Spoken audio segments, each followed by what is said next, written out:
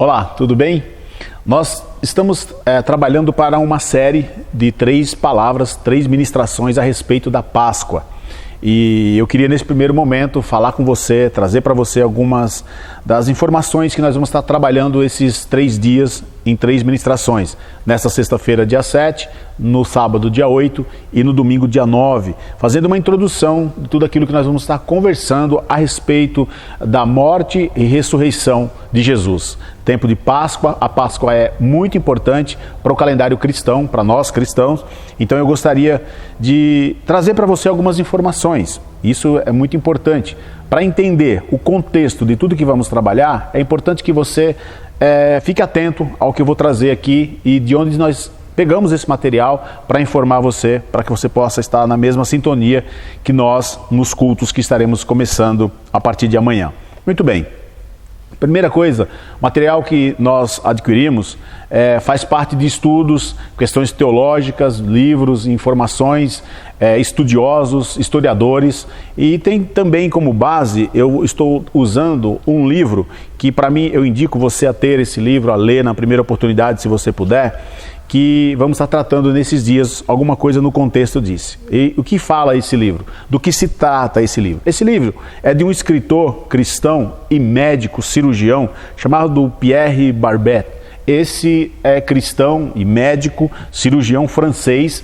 Ao longo de mais de 2000 anos da história do cristianismo, ele foi preparando material, buscando material nos últimos 20 anos a respeito desses 2000 anos, a respeito desses mais de 2000 anos, estudando um pouco sobre a história do cristianismo e como médico, a forma, a maneira e a morte de Jesus e porquê da rapidez da morte de Jesus e tudo mais. Ele vai tratar todas essas questões nesse livro e nós vamos estar conversando aí nesses dias a respeito disso. Então, durante 20 anos, como eu falei, ele foi pesquisando, estudando a respeito da crucificação de Cristo, nos seus mínimos detalhes, com a questão também acompanhando de historiadores, de antropólogos, de arqueologia, e na questão também por trabalhar e por ser um médico cirurgião na questão da medicina.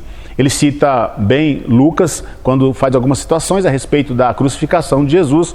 Como você sabe, Lucas era médico e por conta disso ele traz algumas informações muito mais no contexto da medicina. E isso é muito importante, nós vamos tratar isso mais para frente. Então, sendo um médico cirurgião, ele utilizou até de cadáveres, claro, com autorização, para descobrir detalhes dessa terrível situação, desse terrível contexto, desse terrível método que era usado, que é a questão que os romanos usavam da crucificação. Até ele escrever essa obra, nenhum cristão podia imaginar de verdade, de fato, o quadro detalhado, falado por um cirurgião do sofrimento, das feridas nas mãos, se realmente foram nas mãos, e nós vamos ver que não foi exatamente nas mãos. Historiadores já traziam isso, já trazem isso ao longo do tempo. A questão dos pés.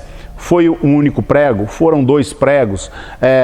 Qual a situação? Foi pregado os pés separados, juntos? Tudo isso é muito importante para termos como material para desenvolver tudo que vamos tratar nesses dias. A obra de Pierre então se tornou um clássico em todos os países alcançados pelo cristianismo e é muito importante você ter. Como base, nós vamos usar o texto que está em Lucas 23, para a gente ler o contexto do que acontecia ali com Jesus até começar todo o processo de julgamento dele, da crucificação, da morte e ressurreição. O tema desse primeiro contato que nós estamos fazendo, que eu estou trazendo hoje, é mais um apanhado geral, é mais uma explanação do que vamos falar nesses 3 dias diretamente. E o tema da primeira ministração, que vamos trazer diretamente no texto, é o julgamento, a condenação e a crucificação de Jesus. Esse é o primeiro dos 3 que vamos estar fazendo e hoje eu quero dar essa introdução sobre tudo isso. Vamos entender então. Vamos lá. Além de ter o texto bíblico como base, sempre, como embasamento, para que possamos tratar isso, nós também temos a questão dos livros teológicos, dos estudiosos, como eu falei, que vão estar nos ajudando em tudo isso. Então vamos lá. Os gregos, eles demonstravam um verdadeiro pavor da crucificação. Por isso, não adotavam essa forma de execução nos seus criminosos. Isso foi acontecer bem lá na frente. Só passou a fazer parte do contexto deles no tempo de Alexandre o Grande, que, imitando os persas, passou a usar a questão da crucificação. Foi também praticado na Síria, sobre os Seleudos, né, na questão daquele tempo, que aprendeu também com o Egito. E então, nesse contexto, trouxe para o governo romano e passou-se então a usar. Os romanos também adotaram os seguintes exemplos trazidos e foram colocando cada dia e com mais frequência a questão da cruz. Por isso, e da crucificação, por isso a grande diversidade nos modelos, vamos colocar assim, de cruz que conhecemos. Nós conhecemos a cruz tradicional, aquela com a madeira e a outra cruzada, ou a forma de T, que se costuma dizer também. Mas tem a forma de X, tem a forma de Y, né, e tem V ao contrário, ou seja, o V de ponta cabeça.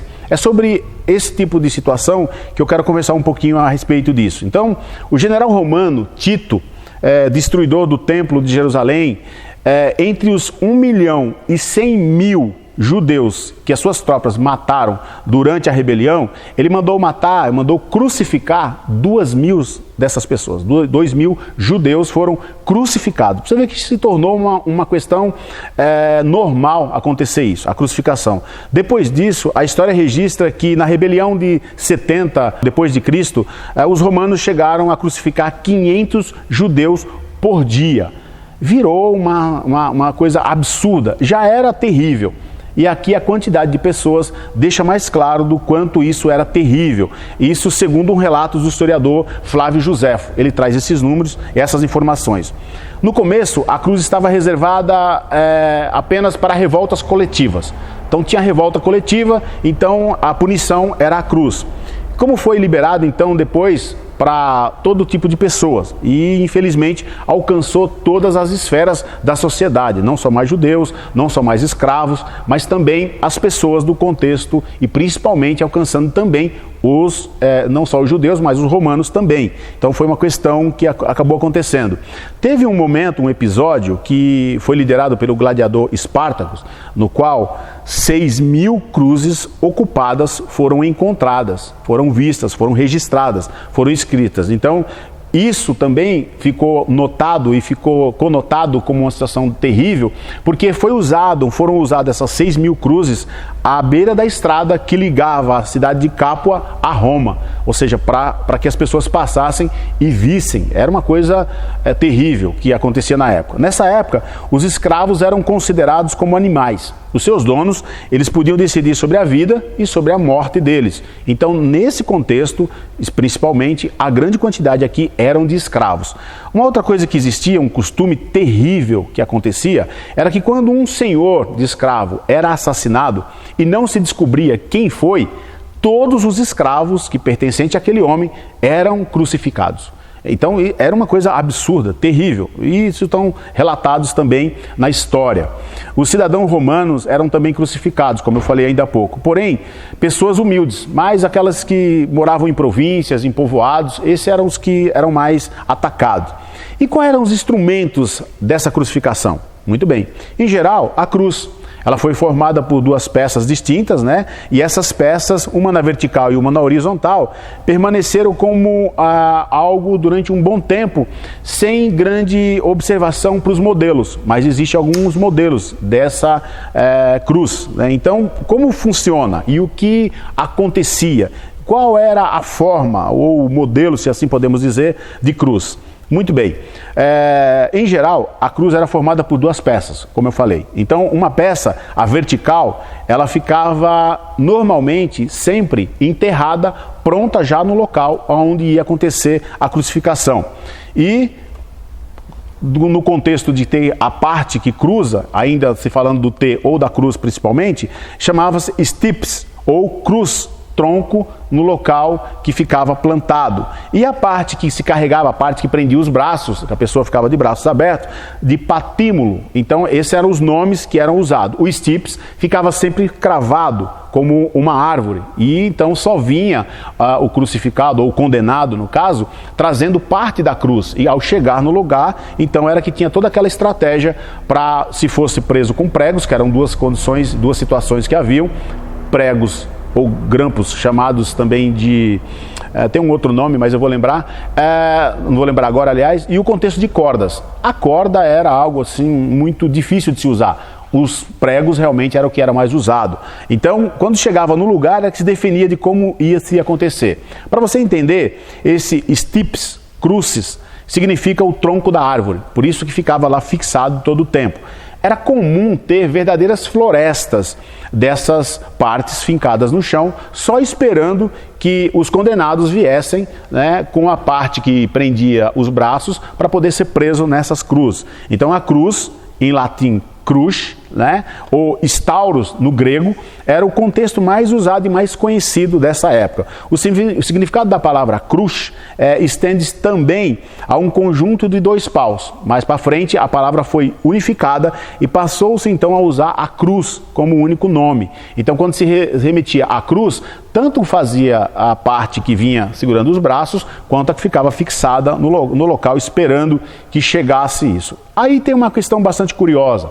A cruz de André, por exemplo, onde ele foi crucificado, era em forma de X. Mas essa cruz, bastante antiga, ela aparece pela primeira vez somente, ela foi citada no século X, mas ela aparece somente em documentários do século XVI.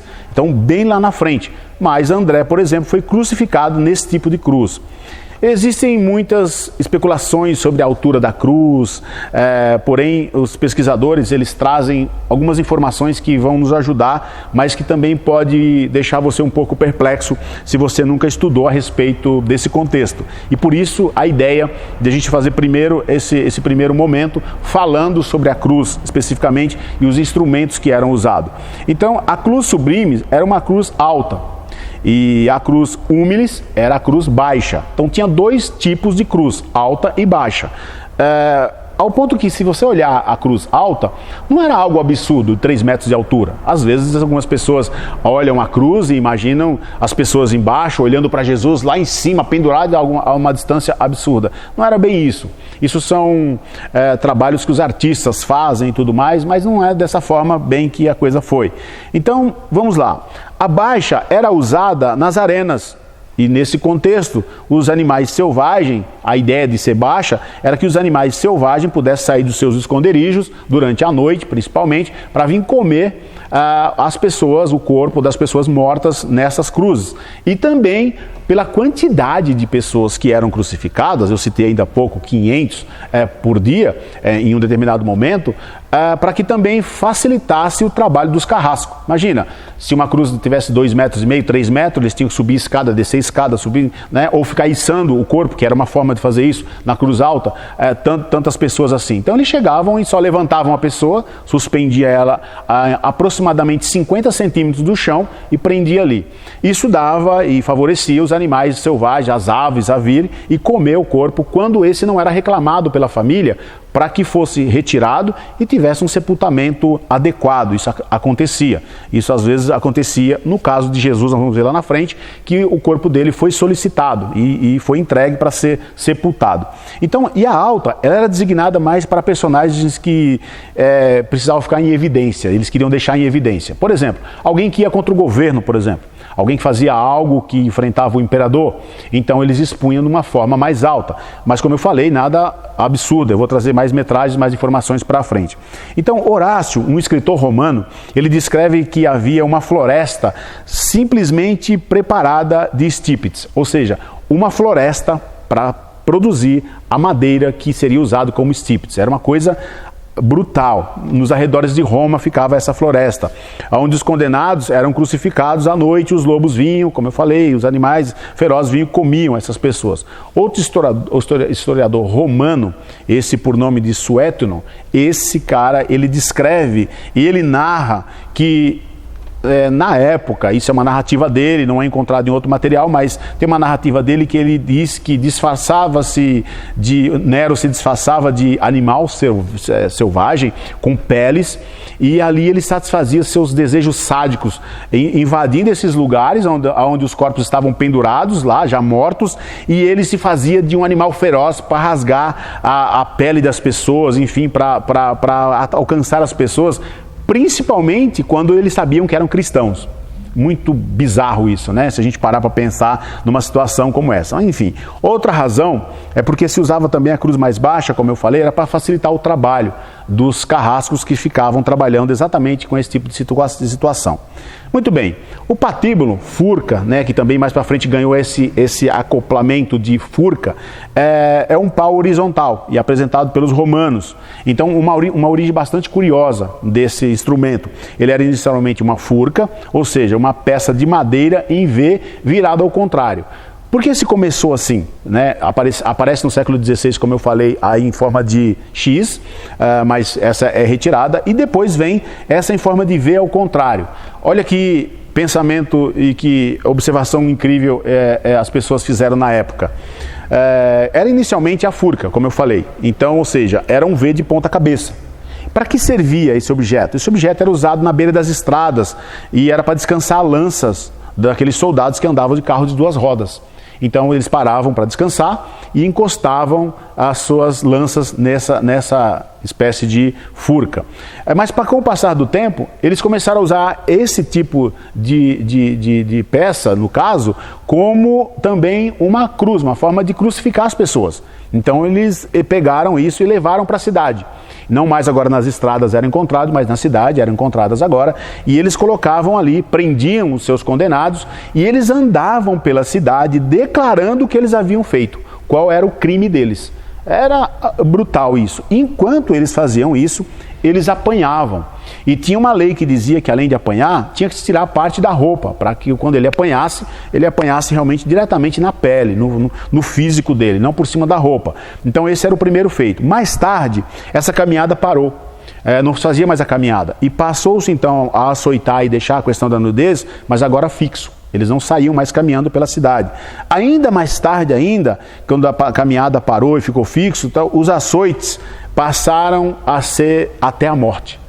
Eles batiam até a morte. Depois, eles observaram que tinha uma lei que não podia matar, se a condenação era a crucificação, não poderia matar açoitando. Então, isso era uma falha. Mas também não tinha como trazer a pessoa de volta. Então, esse era o contexto. Então, eles tinham que respeitar até que a pessoa morresse na cruz e não no açoite. Olha que coisa interessante eles respeitarem essa situação. Na ausência de uma furca, então, passaram a usar pedaços de pau que eram usados para travar as portas. Vejam que na falta de tantas pessoas que eram crucificadas, eles passam a usar umas madeiras que prendiam as portas das casas antigas, né? Umas tramelas que eram colocadas, que era usado na época depois. Eles passaram a usar isso então. E aí, mais para frente então, foi que nasceu essa ideia de plantar árvores para colher a madeira exatamente para cruz, para crucificação de pessoas. Algo assim absurdo, uma coisa que para nós, nos dias de hoje, olhar uma situação como essa é deplorável. Mas esse era o contexto da época. Era também levado na nuca, esse contexto era carregado na nuca, essa peça, né, que levava a segunda parte, no caso da cruz, até os tipes, até onde estava aquele fixado no chão. Nessa trajetória, ele era açoitado, tinha suas mãos presas para evitar que ele, ao apanhar, revidasse contra os soldados, ou atacasse alguém, ou ainda fosse rapidamente alguém invadisse o trajeto e pegasse essa pessoa e tentasse tirar do meio, tentasse salvar. Por isso carregava essa madeira e preso dessa forma. De onde ele saía com essa madeira? Tinha um lugar, o tribunal, onde se julgava. A partir dali, ele já saía com essa madeira. Então, foi julgado, foi condenado, então eles prendiam, preparavam tudo, e a partir dali a pessoa já saía dessa forma. Sob o reinado de Constantino, a furca foi abolida. E veio então uma estaca bem alta com uma forquilha. Essa se tornou um pouco mais complicado, ficou pior.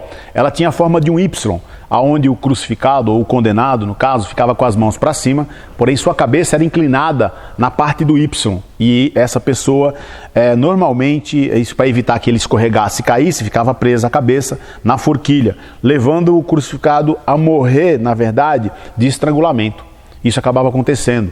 Então, ficou por um tempo essa daí e, mais uma vez, não estava funcionando. A ideia era, essa furca não é muito boa, essa cruz não é legal, porque ela está matando as pessoas de uma forma que a gente não quer. Porque a ideia maior aqui era o sofrimento. Eles gostavam de ver o crucificado, ou o condenado, no caso, né, sofrendo.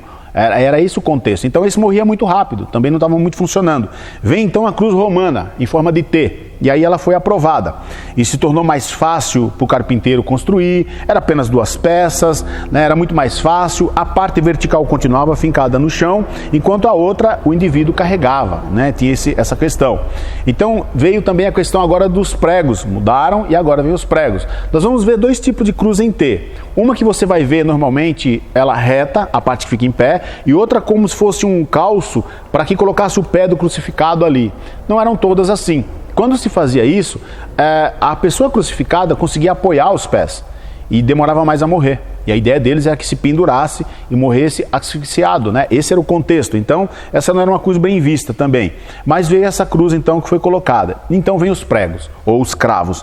Eram comuns para todos os condenados, livres, romanos, cidadãos, enfim, que tivesse a questão ou da corda ou dos cravos. Porém, o que, como sabemos muito bem disso, o cravo era muito mais usado, ou os pregos, né?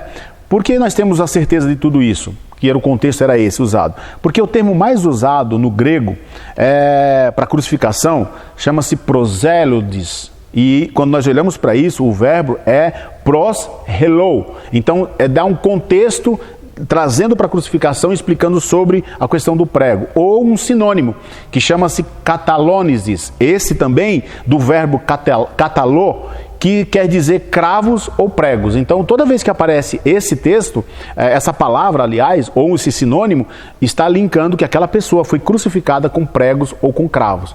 E aí a grande maioria dos textos descreve dessa forma. Por isso, são poucos os que estão com corda. E qual a modalidade da crucificação? Bom, a flagelação, aquela coisa de sofrimento, esse era. O sofrimento preliminar, principalmente. Eles davam uma atenção muito grande a isso. Os açoites faziam parte de toda a execução. Já começava apanhando, sendo condenado, lógico, sempre não podendo morrer antes de chegar na cruz. Somente eram isentos, né, segundo o historiador Teodoro, se fosse mulheres ou se fossem senadores. Então, esse contexto ficava-se à parte.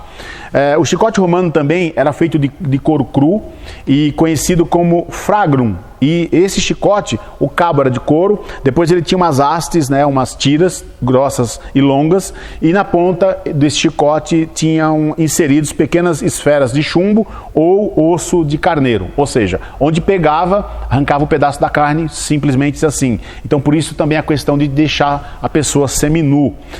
Os cortes, então, causados por esse instrumento eram tão profundos que chegava a causar hemorragia, de tantas vezes batido, de tantas vezes a pessoa receber esse tipo de situação, enfraquecendo a resistência do condenado. Então era comum, por isso Jesus chega um momento que ele não consegue mais, ele cai várias vezes e ele não consegue mais carregar a cruz, de tamanho a situação que estava o corpo dele, o físico dele abatido.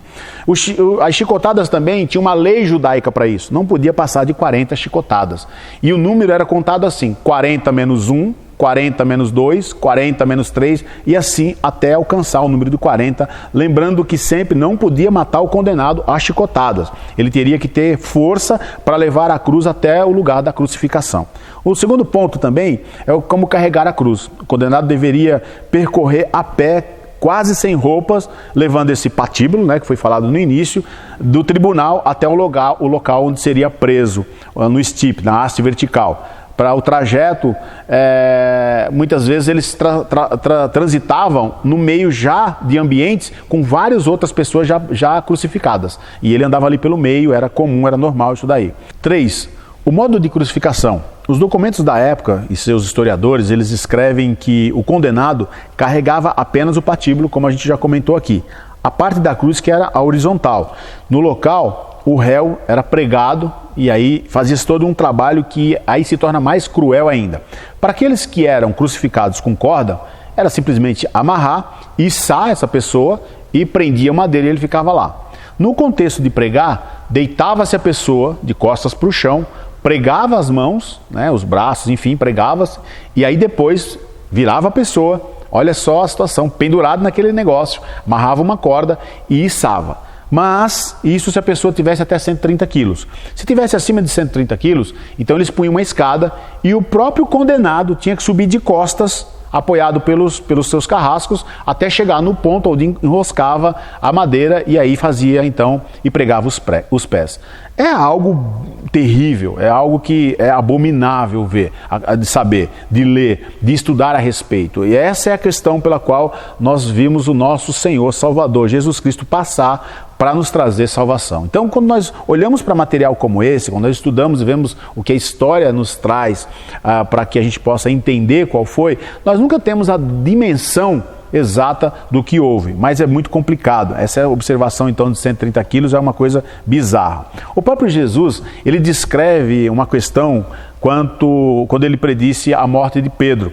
Isso está em João capítulo 21, versículo 18 e 19, quando ele diz: estenderás as mãos e um outro te cingirá e te conduzirá para onde não queres. Jesus disse isso para indicar o tipo de morte que iria glorificar a Deus, lá em João 21, 18 e 19, como eu já citei. O estender as mãos era a aplicação do patíbulo. Esse era o contexto que Jesus estava usando, desde o tribunal até chegar no local onde seria executado. E cingir depois como uma corda para levar para o lugar onde ele não queria ir. Esse é o contexto desse pequeno texto para você entender que isso funcionava e que isso está na palavra de Deus. Outra questão era que dependia muito da fantasia do carrasco naquele dia, como estava o humor dele. Essa era a realidade. Porque não existia uma lei que dissesse que tinha que ser feito exatamente como a questão das chicotadas, como a questão de não poder matar antes, através de açoites, antes de chegar na cruz, a não ser morrer na cruz, que era o humor que ele estava. Então, alguns desses carrascos, eles defumavam o condenado antes de crucificar. Outros, eles queimavam antes de colocar lá, desde que não o matasse. Outros ainda mudavam de posição, ou da posição clássica que era usada, pregando de cabeça para baixo. Então ia muito pela questão de como ele estava lá, o dia de humor dele. 4. A guarda militar. É interessante a gente parar para observar essa questão, porque ela vai nos ajudar lá na frente, quando falarmos especificamente sobre a crucificação de Jesus e por que nós vamos pegar alguns detalhes aqui. Toda a crucificação, ela acontecia perante um aparato militar gigantesco. Era uma questão, era um grande evento, na verdade, tá? Sob as ordens de um centurião, com uma escolta, com escolha de quem conduzia o condenado, com quem ia em volta, com toda a trajetória que seria feito, guardadas por guardas, né, por questão militar. Então, esse era o contexto, quem ia levantar, como funcionava, até entregar na mão do carrasco. Todo um aparato militar era preparado para esse dia. Era um grande evento. Já aqui eu quero fazer uma observação. Jesus não foi simplesmente crucificado em um dia único, exclusivo, para aquele contexto, olhando pelo lado humano. Era um dia normal de crucificação. Tanto é que quando ele chega no Gólgota, no lugar onde Jesus foi crucificado, já tinham dois lá, né, um de cada lado pendurado. Era um dia normal de crucificação, vamos colocar assim. Mas nós sabemos que biblicamente, quando vamos para o texto bíblico, tinha todo um contexto para que acontecesse desta forma. Mas humanamente falando, era um dia normal, porque algumas pessoas defendem que foi aquele dia, só foi ele, era um evento exclusivo, e na verdade não era. A vida continuava para os romanos e para todo mundo que estava presente ali. Então essa guarda também ficava de pé até o momento que o condenado morria. A guarda não podia sair, eles ficavam guardando, para evitar que alguém subisse lá e tentasse roubar o corpo, para alguém tentar tirar a pessoa, tentar salvar a pessoa. Então ele ficava ali. E o que se fazia com esse corpo após a morte? Aí é outra situação que vamos falar no ponto de número 5, que é sepultar ou não sepultar. Em geral, os corpos ficavam, como eu já falei antes, lá pendurados, dependendo do lugar, e os bichos ferozes lá, os animais ferozes, eles vinham, os animais selvagens vinham e devoravam lá as aves, enfim, devoravam. Essa informação ela é confirmada em vários escritos, tá, em várias situações e por vários historiadores. Horácio, Petrônio, Sêneca, Arquimedes, todos eles vão falar a respeito disso, e outros mais vão falar a respeito disso. O corpo também podia ser solicitado por alguém da família ou por um amigo. Nós vamos lembrar mais uma vez que Jesus, no caso, o corpo dele foi solicitado. Nós vamos falar isso mais para frente quando chegar no contexto da crucificação de Jesus. Então não havia dificuldade quanto a isso. Você ia diretamente a quem estava responsável, solicitava o corpo e após então o golpe final, que é o que nós vamos falar agora, que era a lança, o número 6, o golpe de misericórdia, ou o golpe da lança, como era chamado, era tido como a questão final. Ali se finalizava. Era o último golpe para se ter a certeza de que esse crucificado o condenado havia morrido. Existem algumas questões, e nós vamos ver mais para frente, de pessoas que ficaram mais de um dia na cruz e permaneciam vivos. Mas esse é um outro contexto que eu vou estar falando mais para frente, não hoje, tá? Mas para a gente entender aqui. Então esse era o contexto de finalizar, o golpe de misericórdia. Então no contexto aqui, esse golpe era atingir o coração. E aqui tem uma observação muito legal, porque ainda que tivesse morto, tinha uma lei que dizia, uma norma que tinha sido colocado, que tinha que ser perfurado. Por quê? Porque poderia correr o risco de não ter morrido, de estar simplesmente ali o corpo parado, paralisado, enfim, e não estar morto. Então, com esse furo, além de marcar, ali também tinha a questão de perfurar o coração. Então, e porque o lugar que eles perfuravam, e a lança, nós vamos ver mais para frente, há também tamanho e espessura dessa lança, quando estivermos falando diretamente no contexto de Jesus. Era um golpe que atingia o coração, como eu falei, e toda a família, todo o amigo ou quem fosse solicitar, só podia ter acesso ao corpo após esse militar, esse guarda, dar esse golpe final e ele declarar, está morto, está morto. Tanto é que quando fala de Jesus, que o centurião vai informar Pilatos, Pilatos vai perguntar, faz tempo que morreu? E ele fica surpreso porque Jesus morreu tão rápido. Para eles foi uma surpresa aquilo ali. Tinha todo um contexto, nós vamos falar também. Então esse é o contexto do que estava acontecendo. A partir daqui, a partir desse momento, está morto, está terminado. Agora o corpo vai ou para ser sepultado, se alguém reclamar o corpo, ou se vai ser comido pelos bichos, pelas aves, esse é o outro contexto. Tinha uma única forma e uma única maneira de que o corpo não chegasse à família ou amigos, ou não fosse comido pelos bichos. Era se esse condenado, ele fosse alguém que atentou contra o imperador. Ele era morto, depois ele era jogado no lixo, todos tinham que ver. Era acompanhado lá e todos tinham que ver, não tinha como reclamar o corpo, como sepultar, não, era feito isso. Era uma punição, inclusive para a família também, por conta do que ele tinha confrontado, ou afrontado, ou feito algo contra o imperador. Então essa era a única forma que os parentes, familiares e amigos não teriam acesso ao corpo. Caso contrário, era só solicitar. Ou quem não era solicitado, ficava lá e as aves dos céus, os animais, enfim, eles vinham e devoravam.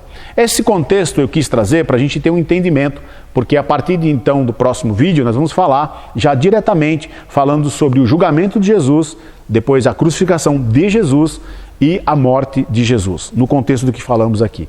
Eu espero que tenha te ajudado, eu espero que ajude você, se esse vídeo te ajuda, se te esclarece algo, se é importante, clica aí, tá? Dá um like aí, manda para alguém, compartilha com alguém e segue aí para receber mais informações, mais vídeos, tá? E que Deus te abençoe e te guarde. Nós vamos trabalhar esses dias a respeito da Páscoa. Deus te abençoe.